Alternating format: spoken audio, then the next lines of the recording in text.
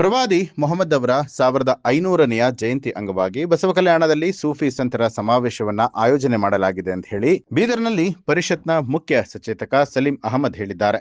ಈ ಕುರಿತು ಸುದ್ದಿಗಾರರೊಂದಿಗೆ ಮಾತನಾಡಿದಂತಹ ಅವರು, ಪ್ರವಾದಿ ಮೊಹಮ್ಮದ್ ಪೈಗಂಬರ್ ಅವರ 1500ನೇ ಜಯಂತಿ ಅಂಗವಾಗಿ ಡಿಸೆಂಬರ್ 7ರಂದು ಬಸವ ಕಲ್ಯಾಣದಲ್ಲಿ ಸೂಫಿ ಸಂತರ ಸಮಾವೇಶವನ್ನ ಆಯೋಜನೆ ಮಾಡಲಾಗಿದೆ ಅಂತ ಹೇಳಿದ್ರು. ಈ ಕಾರ್ಯಕ್ರಮದ ಉದ್ಘಾಟನೆಯನ್ನ ವಕ್ತ್ ಬೋರ್ಡ್ ಅಧ್ಯಕ್ಷರಾದ ಸೈಯದ್ ಅಲಿ ಹುಸೇನಿ ಅವರು ಮಾಡಲಿದ್ದು, ಸರ್ವಧರ್ಮದ ಹರಗುರುಚರ ಮೂರ್ತಿಗಳು ದಿವ್ಯ ಸಾನ್ನಿಧ್ಯವನ್ನ ವಹಿಸಲಿದ್ದಾರೆ. ಅದೇ ರೀತಿ ಈ ಕಾರ್ಯಕ್ರಮದಲ್ಲಿ ಸಚಿವರಾದ ಈಶ್ವರ್ ಖಂಡ್ರೆ, ಪ್ರಿಯಾಂಕ್ ಖರ್ಗೆ, ಸತೀಶ್ ಜಾರಕಿಹೊಳಿ, ರಹೀಂ ಖಾನ್ ಸೇರಿದಂತೆ ಹಲವು ಗಣ್ಯರು ಭಾಗಿಯಾಗಲಿದ್ದಾರೆ ಅಂತ ತಿಳಿಸಿದರು. ಪ್ರವಾದಿ ಮೊಹಮ್ಮದ್ ಅವರ 1500 ಜಯಂತಿ ಅಂಗವಾಗಿ ಈಗಾಗಲೇ ಹುಬ್ಬಳ್ಳಿಯಲ್ಲಿ, ಕೊಪ್ಪಳಲ್ಲಿ ಕಾರ್ಯಕ್ರಮ ಹಮ್ಮಿಕೊಂಡಿದ್ವಿ. ಶರಣರ ನಾಡಾದ ಬಸವ ಕಲ್ಯಾಣದಲ್ಲಿ 7ನೇ ತಾರೀಕು ದೊಡ್ಡ ಒಂದು ಸೂಫಿ ಸಂತರ ಸಮಾವೇಶವನ್ನು ನಾವು ಹಮ್ಮಿಕೊಂಡಿದ್ದೀವಿ.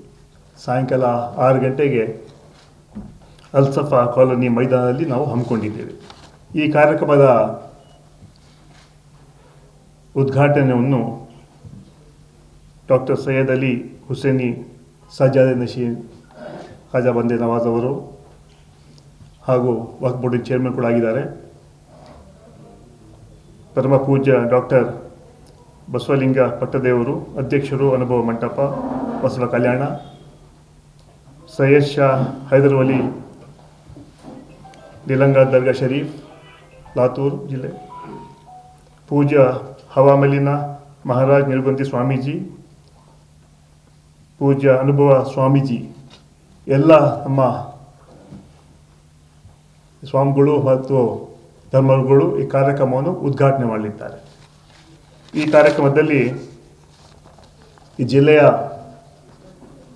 ಉಸ್ತುವಾರಿ ಸಚಿವರು, ರಾಜ್ಯದ ಹಿರಿಯ ಮುಖಂಡರಾದ ಸನ್ಮಾನ್ಯ ಈಶ್ವರ್ ಖಂಡ್ರೆ ಅವರು, ಮಂತ್ರಿಗಳಾದ ಸನ್ಮಾನ್ಯ ಪ್ರಿಯಾಂಕ್ ಖರ್ಗೆ ಅವರು,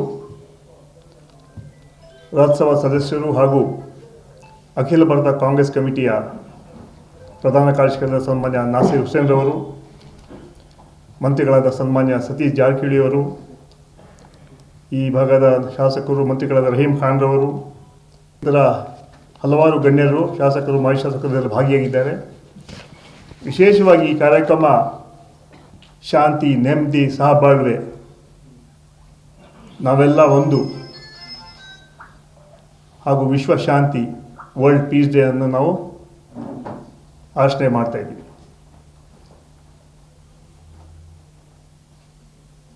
ಬಸವ ಕಲ್ಯಾಣ ಯಾಕೆ ಇಟ್ಕೊಂಡಿದ್ದು ಹೇಳಿದರೆ,